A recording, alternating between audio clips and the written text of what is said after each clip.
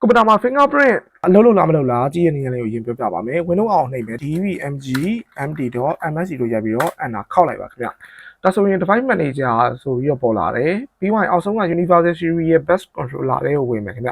ဒီမှာဘာမှမတက်လာသေးဘူးခင်ဗျာနော်အဲ့တော့ကျွန်တော်တို့က driver သွင်းမယ်ဆိုရင်ကိုသွင်းမဲ့ driver ရှိရမှာတကယ်လို့မရှိခဲ့ဘူးဆိုရင် Windows update တွေပါတယ်လုပ်ပေးဖို့လိုအပ်ပါတယ်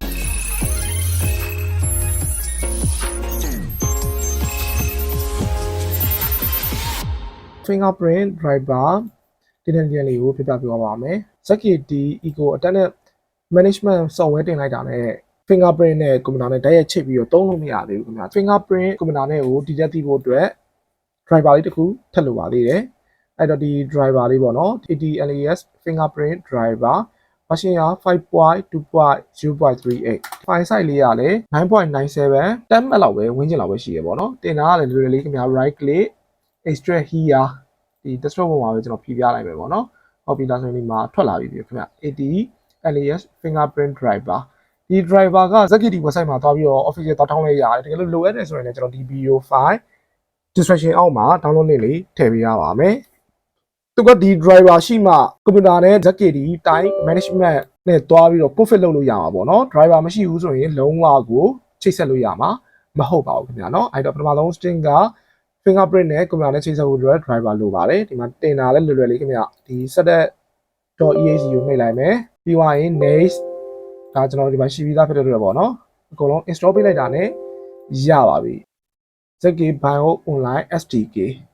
software file size လေးကလည်း10 MB လောက်ပဲရှိပါတယ်ဒါဆိုရင်သူပြီးသွားပြီခင်ဗျာနော်ဒီမှာလိုအပ်ရင်တော့ကွန်ပျူတာကို reset တွေပါချပေါ့ကျွန်တော်တို့ဒီမှာ record လုပ်နေတာဖြစ်တဲ့အတွက်ချမပြတော့ပါဘူး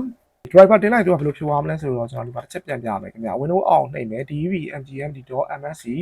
ရိုက်ပြီးတော့ Enter ခေါက်လိုက်ပါ universal series ရဲ့ best controller လေးဝင်လိုက်မယ်ဒီမှာ attendant device ဆိုပြီးတော့ပေါ်လာပြီဒါဆိုရင်ကျွန်တော်တို့က fingerprint နဲ့ကွန်ပျူတာနဲ့ကဒီတက်တော့သိနေပြီပေါ့နော် ZKT Eco လည်းဝင်လိုက်မယ်ဝင်ပြီးတော့ချိတ်ကြည့်မယ်ခင်ဗျ connect ဖြစ်လာပါပေါ့နော်ဒါကိုပြန်ဖြတ်လိုက်မယ်အသစ်ပြန်ချိတ်မယ်ခင်ဗျဒီ device ထဲကိုဝင်လိုက်မယ်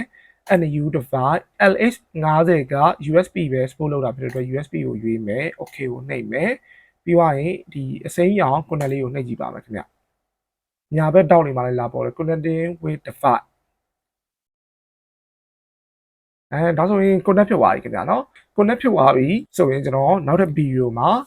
configuration လုပ်တာလေးကိုပြောပြပေးပါမယ်